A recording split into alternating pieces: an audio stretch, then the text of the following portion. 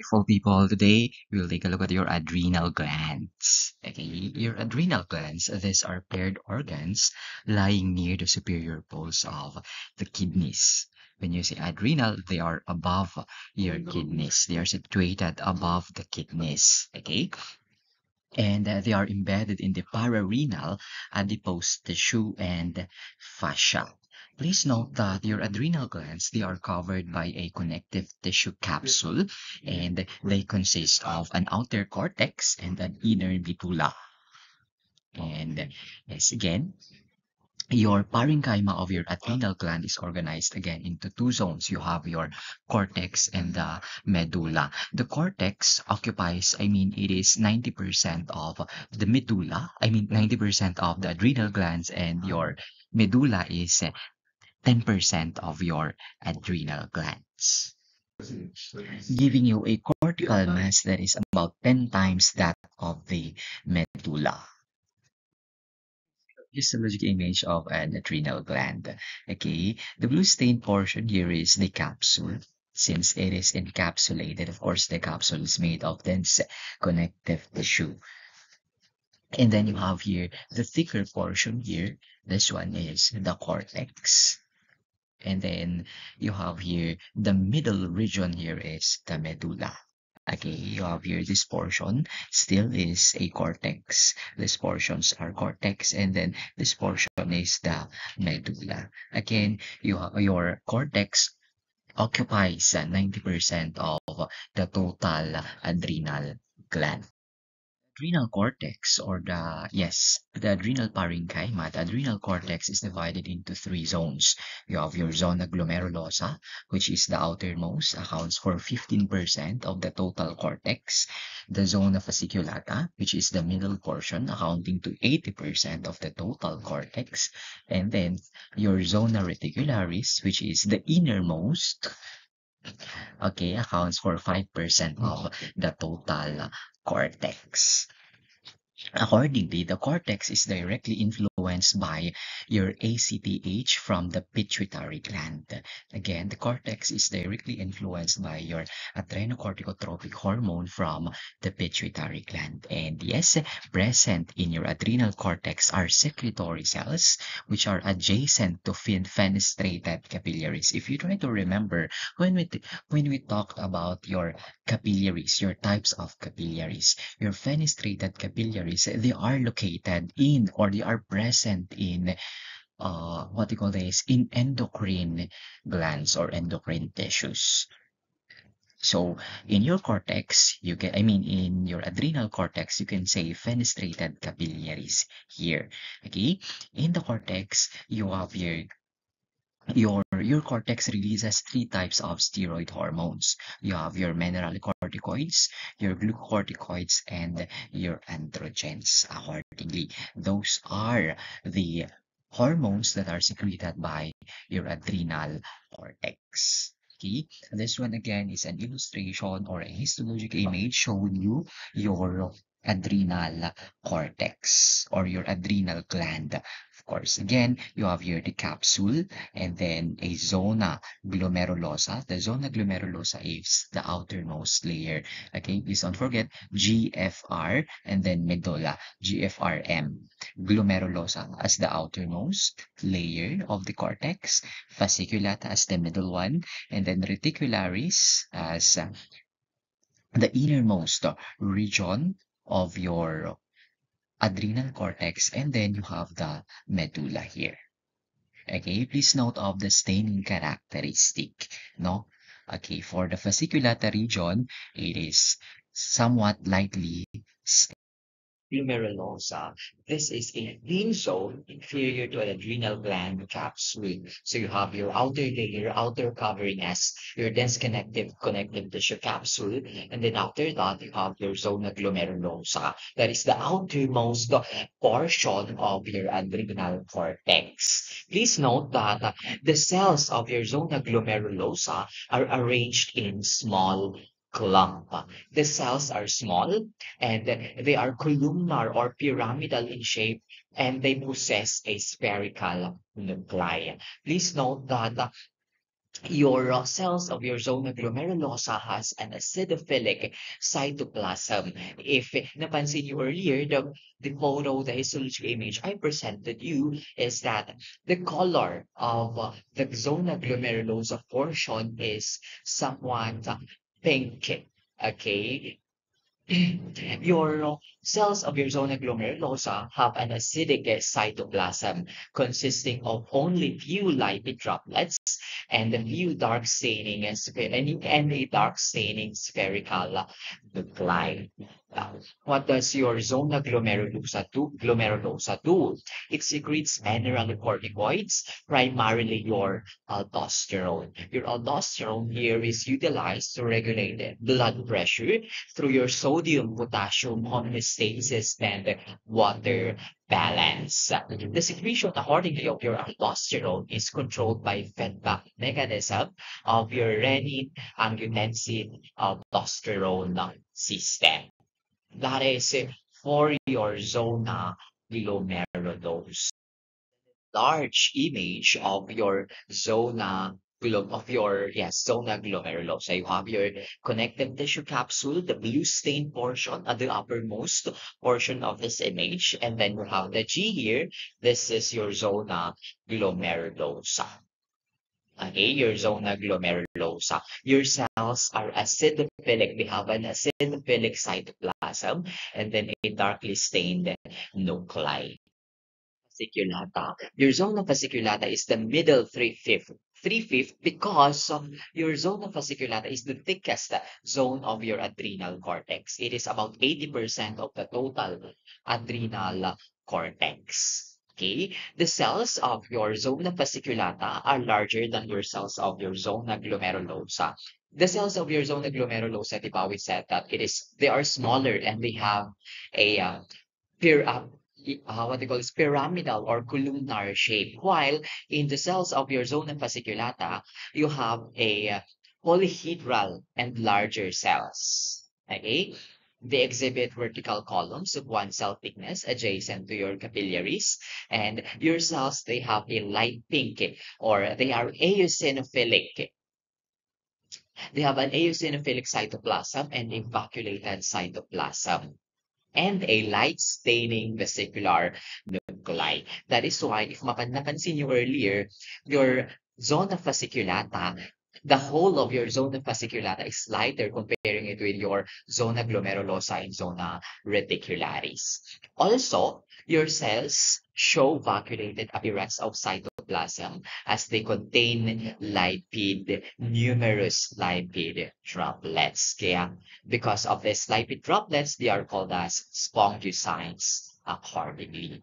Okay, for your zona fasciculata, it secretes glucocorticoids. Okay, it secretes glucocorticoids, one of which, or an example is your cortisol and cortisone. Okay, they are released in response to stress, in increased metabolism and glucose levels, and they will suppress inflammatory responses accordingly. That is for your zona fasciculata. Illustration of your zona fasciculata. Okay, notice the cells are lightly stained accordingly, and they have a what do you call this? A vacuolated cytoplasm. It constitutes about 5% of the total of the adrenal cortex. And yes, it is the innermost zone that is adjacent to the adrenal medulla. Please note that your cells are arranged in cores or in clumps accordingly. And yes, the cords are separated. The cords of cells are separated by fenestrated capillaries. And please note the cells of your zona reticularis are smaller than the cells of your zona fasciculata because of lesser cytoplasm. No, the cells also have a darkly stained nuclei with well-developed smooth endoplasmic reticulum and few endoplasmic reticulum accordingly. Also, the cells present in your zona reticularis contain abundant and large yellow-brown lipofuscin pigment, lipofuscin and accordingly. And yes, what does your zona reticularis do? It produces weak androgens. It produces weak androgens. Okay?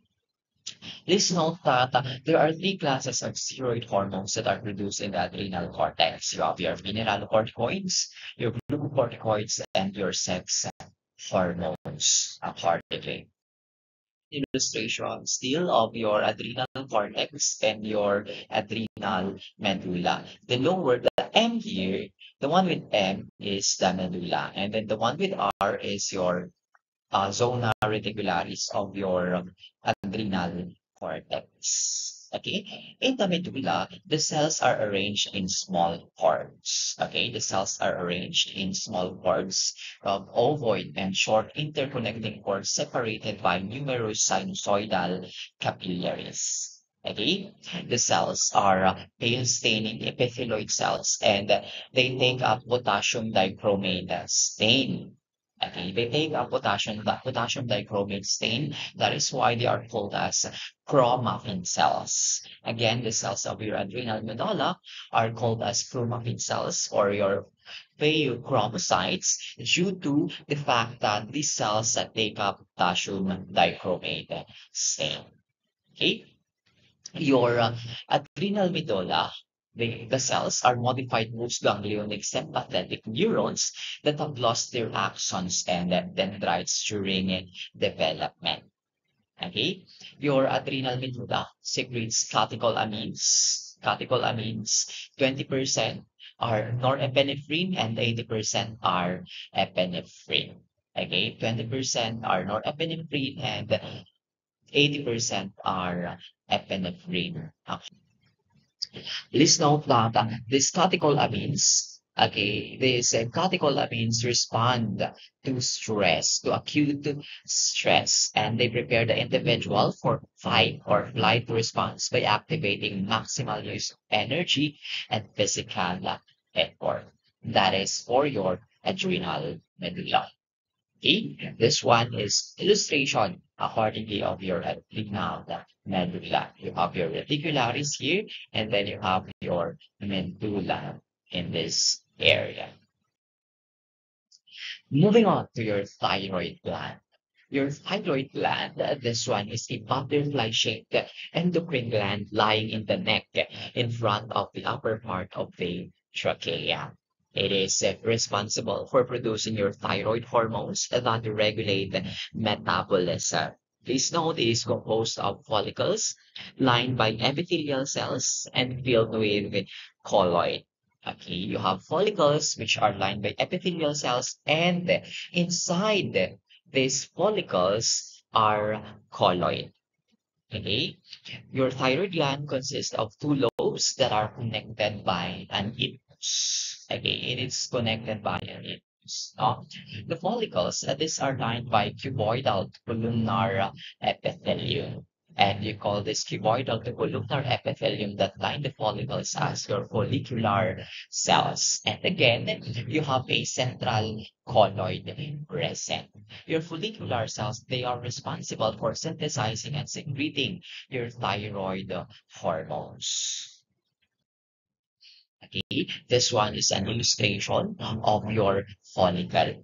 Okay, you have here this one, the central portion is the colloid, and then you have here your follicular cells. You have your follicular cells. This is your colloid, and then you have your follicular cells. Okay, your thyroid follicular cells, they accordingly absorb iodine and combine it with tyrosine to form your hormones. They absorb circulating iodine. Okay, and yes, your hormones are stored in the colloid as thyroglobulin. Okay, this one is an illustration of, again, showing you an illustration of your follicle. Your follicle, and then you have the colloid. This is the follicle, and then you have the colloid present, and then of course you have your follicular cells surrounding it. Follicular cells surrounding it. This colloid, you have the colloid, and then your follicular cells surrounding it. Okay, your parafollicular cells, they are found between follicles or within the follicular epithelium. And what do they do? They secrete calcitonin, which helps regulate calcium levels in the blood. Okay, they secrete calcitonin, which helps regulate calcium levels in the blood. What do your calcitonin do? It inhibits bone resorption by osteoclasts. Okay, it will inhibit bone resorption. It will antagonize the action of your osteoclast, thereby lowering your blood calcium levels. Okay, that is for your calcitonin. Please note that your calcitonin, this one is produced by your parafollicular, showing you your thyroid lobule, your thyroid follicles, the colloid present, and then your follicular cells, and then of course your parafollicular cells present. Okay? Of course, you have here, this is your colloid, and then surrounding your colloid are your follicular cells. And then you have your parafollicular cells present. Okay, of course, you have more follicular cells than parafollicular cells in your thyroid. Okay, your thyroid gland still, please note that the colloid is the storage form of thyroid hormones in the follicles. The colloid contains thyroglobulin, and that is a precursor of your thyroid hormones. So your thyroglobulin is broken down to release T3 and T4 in the bloodstream of your thyroid, your synthesis of your thyroid hormones. Please note that your thyroglobulin, this one is synthesized by your follicular cells of the thyroid. And yes, the thyroglobulin is secreted by exocytosis in the follicular lumen. Okay, your active iodide enters the colloid and will iodinate tyrosine residues that are present in the thyroglobulin at the interface of the colloid in the apical plasma membrane of your thyroid follicular cells. Okay, please note that iodination of your tyrosine residues, this one is catalyzed by your enzyme thyroid peroxidase. Okay, it is catalyzed by your enzyme thyroid peroxidase. Your tyrosine residues of your thyroglobulin are iodinated, forming your monoiodinated tyrosine or your monoiodothyronine, and diiodinated tyrosine or your diiodothyronine accordingly. Okay? And so, yes, please know that your what do you call this?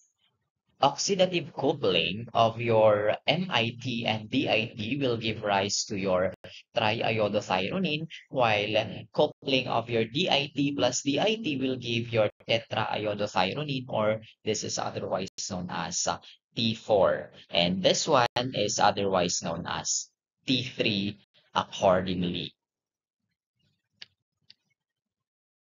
It is reabsorbed by endocytosis, and then after that there is a release of T3 and T4, or your triiodothyronine and tetraiodothyronine in the circulation, and then your T3 and T4, it is transported by thyroxine binding protein in the circulation. Please note kasi that your T3 and T4, this is a tyrosine residue, and yes, somewhat it is not okay, it is not soluble, or it is hydrophobic. Okay, that is why it needs a carrier. It needs a carrier, or it needs a transporter. Sum up, your thyroid gland secretes T3, T4, and calcitonin hormones. So please note that your T3 and T4, these are hormones that control metabolic rates of the body. Okay, they control the metabolic rates of the body. In fetal life and early childhood, your thyroid gland produces your thyroid hormones, which then these thyroid hormones promotes CNS development and growth. Also, okay, and so that is why somewhat, okay, dapat daw mag-take ng iodized salt para gumaling. Okay, somewhat may point naman. Okay, please note also that calcitonin lowers the blood calcium levels by increasing calcium deposition in bones and inhibits bone resorption by osteoclast. Please note that your action of your calcitonin is what do you call this? It is opposite the action of your parathyroid gland accordingly. Gland. Your parathyroid gland is a small oval endocrine gland which are closely associated with the thyroid gland.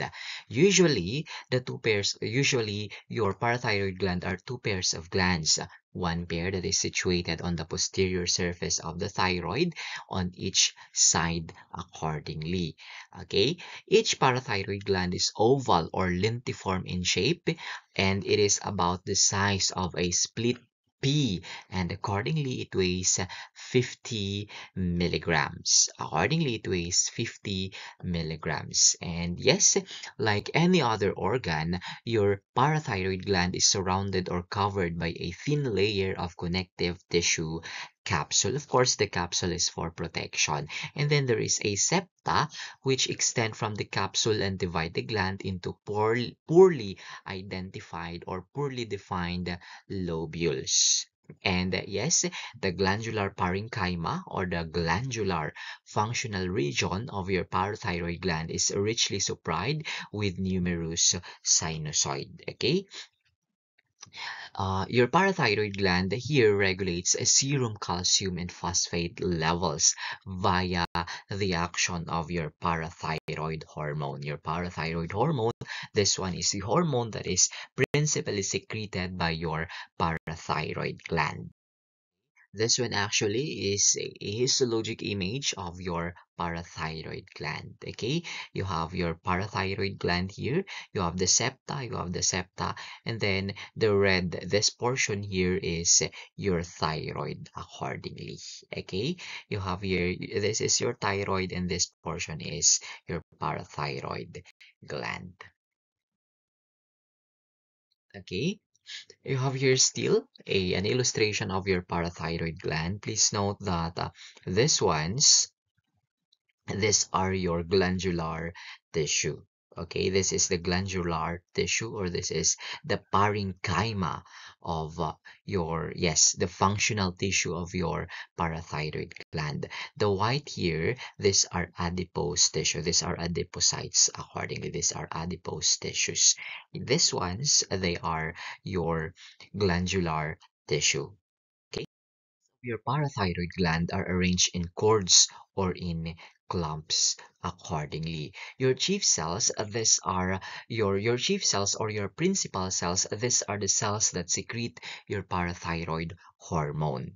Please note that there are more chief cells than oxyphil cells present in the parathyroid gland. There are more number of chief cells than your oxyphil cells. Your chief cells that secrete parathyroid gland, they are small and polygonal in shape. Okay, they have a centrally located nuclei and a dark staining cytoplasm.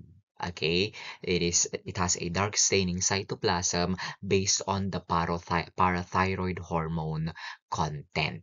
Okay, and depending on the quantity of accumulated glycogen and lipofuscin, your chief cells have three types. They can be light, they can be dark, and they can be clear cells. They can be light, they can be dark, and clear cells depending on the quantity of accumulated glycogen and lipofuscin on the chief cells accordingly. And yes, your chief cells, they show abundant rough endoplasmic reticulum, Golgi apparatus, and secretory vesicles. Okay, your parathyroid gland secretes parathyroid hormone, or sorry, the chief cells of your parathyroid gland secretes parathyroid hormone. And yes, it maintains proper calcium levels by counterbalancing the calcitonin action. Your calcitonin, this one, the function is opposite of your parathyroid gland. Okay, please note that your parathyroid hormone stimulates your osteoclast. When we say osteoclast, these are the cells that are responsible in bone resorption or bone breakdown to release calcium. Your parathyroid hormone stimulates osteoclasts or your osteoclasts. These are the cells that break down the matrix of your bone. Okay, they will your PTH will stimulate osteoclast and will increase the activity of your osteoclast to release more calcium into the blood. And yes, it will induce your PTH also, will induce your kidney and your intestines to absorb and retain more calcium. With that being said, the release of your parathyroid hormone depends on the calcium level. Okay, it depends on the calcium levels or yes, blood calcium levels, not on the pituitary hormone. Again, the release of your hormone, the release of your PTH depends on the levels of calcium in the blood. It does not depend on your pituitary hormones. It does not depend on releasing hormone from or stimulating hormone from the pituitary. PTH, your parathyroid hormone. Accordingly, it will act on the following site. It will, what you call this, stimulate bone resorption or will stimulate your osteoclastic activity to uh, break down your bone matrix. Also, your PTH will increase calcium reabsorption by the kidneys. It will also increase conversion of 25 uh, or your vitamin D3 to your active 125 dihydroxy vitamin D3. Also, your PTH will increase calcium absorption in the kidneys and it will also increase phosphate excretion by the kidneys. That is for your PTH. Also, aside from your chief cells or your principal cells present in the parathyroid gland, there are your oxyphil cells. Your oxyphil cells, they are eosinophil. Okay, they are eosinophil when stained. They have this eosinophilic reaction. These cells, they are lesser in number comparing it with your chief cells. They are lesser in number but much larger in size than chief cells. See, chief cells, they are smaller. Okay, these cells, they appear in singles or in group accordingly. And yes, your oxyphil cells, they have abundant cytoplasm or they have abundant uh, cytoplasm and a deep eosinophilic cytoplasm because of the large number of mitochondria present. The cells do not show secretory vesicles and have very less rough endoplasmic reticulum. With that being said, your oxyphil cells do not have a secretory function. Kasi 'di ba, your rough endoplasmic reticulum is, okay, it functions for synthesis of substances, no? Kaya sabi niya dito, your, what you call this, your oxyphil cells do not show secretory vesicles and have very less endoplasmic reticulum. Your endoplasmic reticulum, this one is an indicator if your cell has the ability to manufacture and secrete kasi. Okay? You have here an illustration or a histologic image of your parathyroid gland. Your parathyroid gland, this one's, the P here, these are your chief cells. Okay, your P here, these are your chief cells or your principal cells. Your O here, these are oxyphil cells. Oxyphil cells. Of course, these are capillaries. The C here, they are capillaries, diba? Usually, okay, so your capillaries, they surround your parenchymal tissue of your endocrine glands. Okay? And then you have here your endocrine pancreas. Your endocrine pancreas, please note that the endocrine cells migrate from the duct system and then aggregate around capillaries to form your isolated clusters of cells. Kasi 'di ba, majority of your pancreas, it is an exocrine. Okay, it is exocrine. Majority of your pancreas is exocrine, 'di ba? And this what are your oxycrine? I mean, what are the secretions of your exocrine pancreas? Of course, you have your enzymes, no?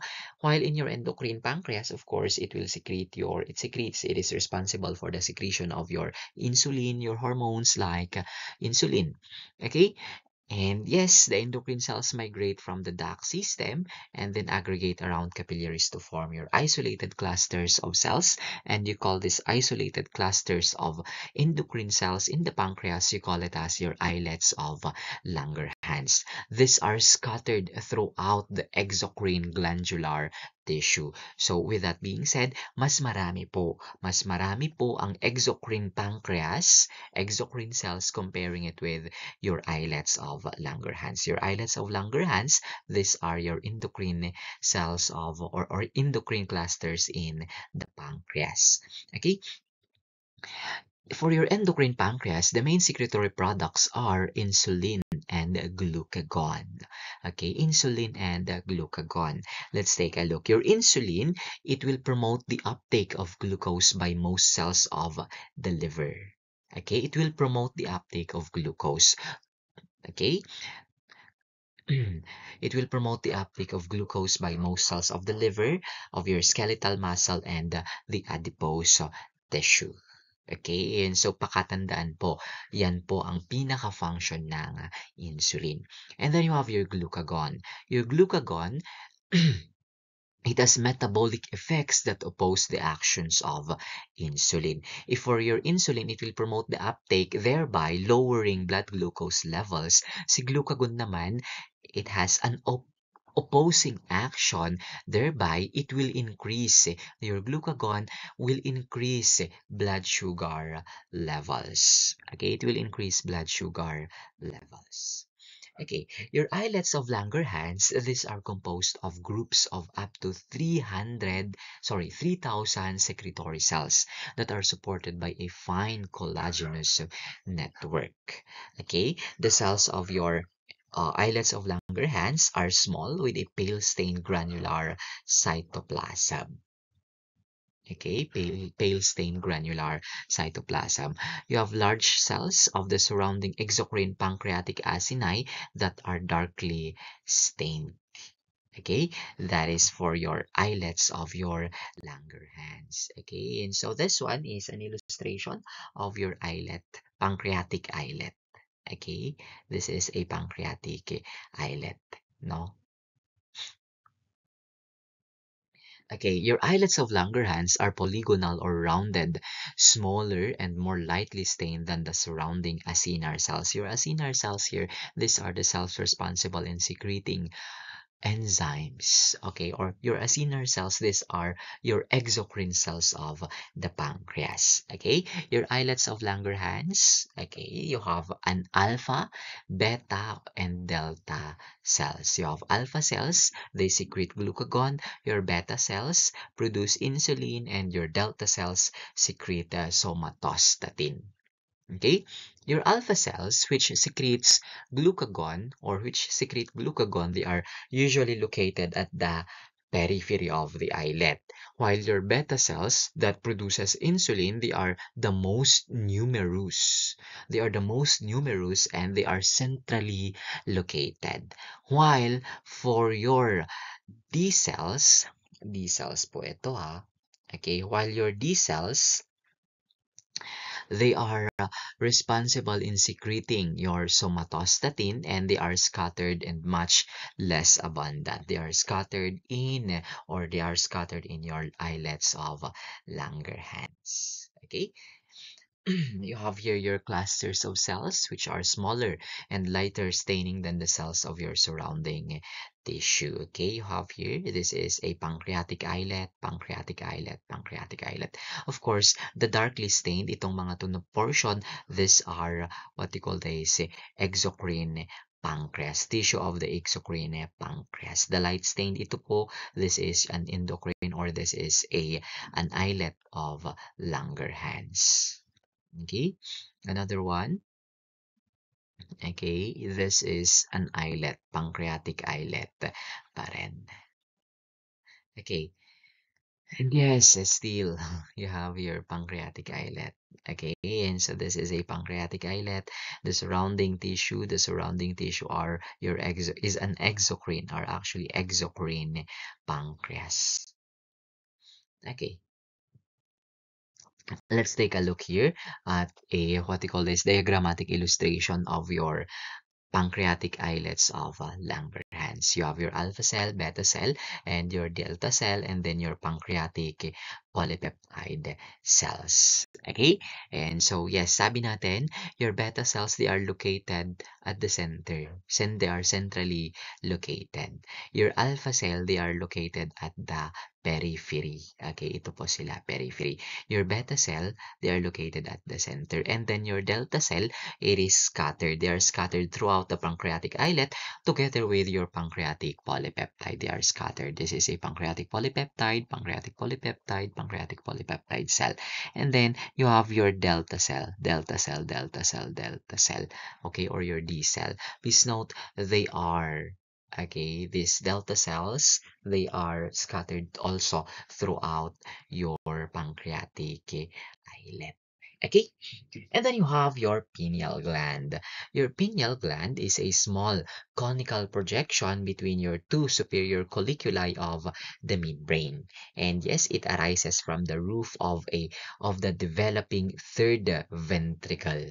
Okay, your pineal gland weighs about 0.1 to 0.2 grams and it forms a part of the epithalamus. Your pineal gland is flat, pine cone shaped. It is a flat pine cone. It has a flat pine cone shaped structure. Kaya po siya tinawag na pineal gland. Pine cone shape. Okay? And yes, your pineal gland is 6 to 10 millimeters in diameter and it lies in the midline of the brain. Okay, your pineal gland is connected to the brain by a short stalk containing nerve fibers and some of which communicate with the hippocampus. What does your pineal gland do? It synthesizes melatonin. Your melatonin here acts as an endocrine transducer. Okay, you have here a histologic illustration of your pineal gland. Okay, your pineal gland. Okay, your pineal gland, again, this one is covered by the pia mater that forms its capsule. Okay, again, the pineal gland is covered by pia mater that forms its capsule. You have a thin septum which extend from the capsule and divide the glandular parenchyma into small irregular cords or lobules of cells. Okay. Your pineal gland consists of two main cell types. You have your pinealocytes or your interstitial glial cells. Interstitial glial cells or your interstitial cells.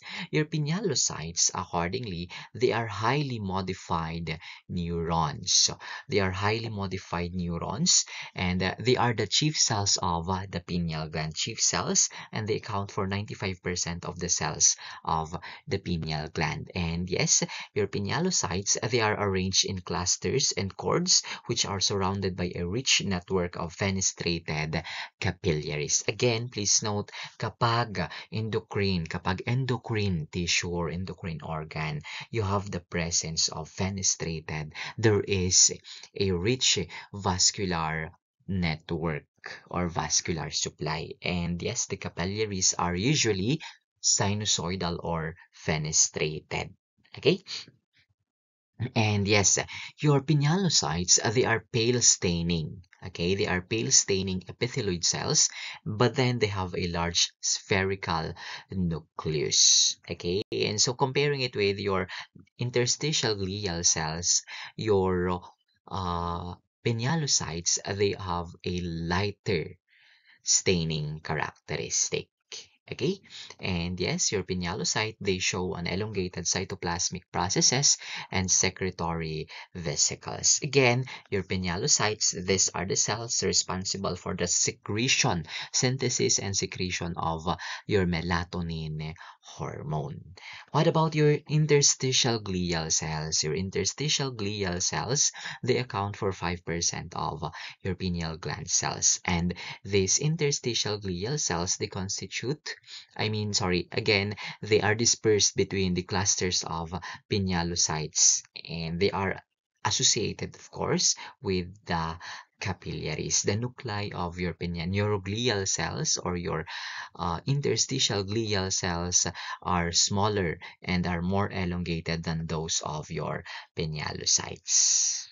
Okay? This is a histologic image of your pineal gland accordingly. Okay? Of course, the P here is your pinealocyte. Your pinealocytes and your interstitial glial cells, you have this brain sand. Please note that this brain sand or your corpora arenacea, this is an identifying feature or identifying characteristic of your pineal gland. Ano ba to si brain sand? These are just calcified deposits. Calcified deposits. And please note, these are present even in childhood, and your brain sand increases in number with age. As you grow older, the brain sand increases in number.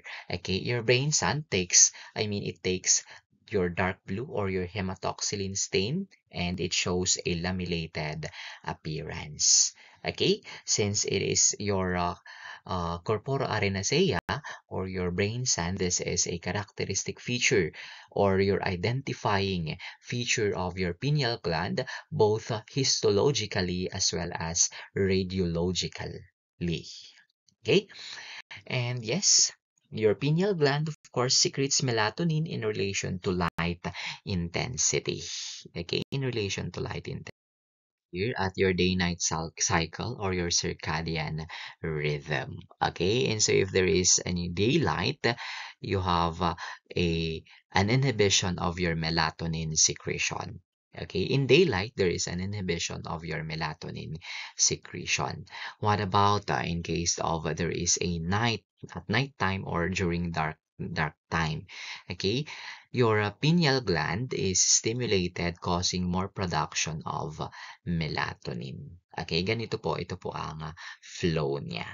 Okay, ito po ang flow ng ang melatonin, or this is your circadian rhythm.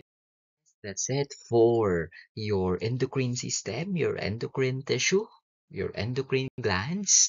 And yes, this has been Gael, reminding you to live fully, love deeply, laugh often, keep learning, and never forget to enjoy the ride. Thank you. Thank you, and see you around.